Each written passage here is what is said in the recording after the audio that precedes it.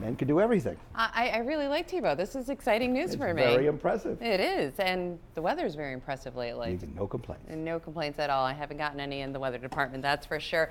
Although I think that's about to change as we head through the evening into tomorrow. This evening, again, not bad if you have any outdoor plans. This afternoon, absolutely gorgeous out there. Satellite radar, there's nothing going on. It's completely quiet out there. We do need the rain. Although I think the rain that we're going to see is not going to help us out all this much. It's kind of the summer variety of thunderstorms and showers. For tonight, if you're headed to the Bluefish game, we are looking good. Sunshine to start off the game at 7:20.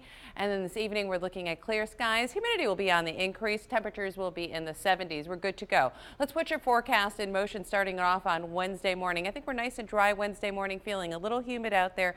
You might want to carry the umbrella, maybe a quick shower or even a thunderstorm in the afternoon, particularly late afternoon as you head home from work.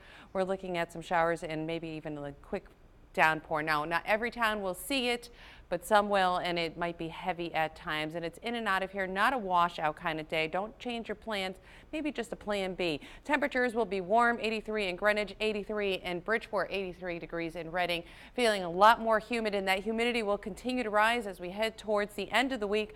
Showers and thunderstorms again in our 7-day forecast right through Tuesday. And again, none of these days are washout, just a quick hit or miss shower and thunderstorm. The humidity really will be felt on Friday, feeling quite tropical out there. Temperatures right into the 90s, and I won't be surprised if we are into another heat wave. And again, that means 90 degrees or more for 3 days or more.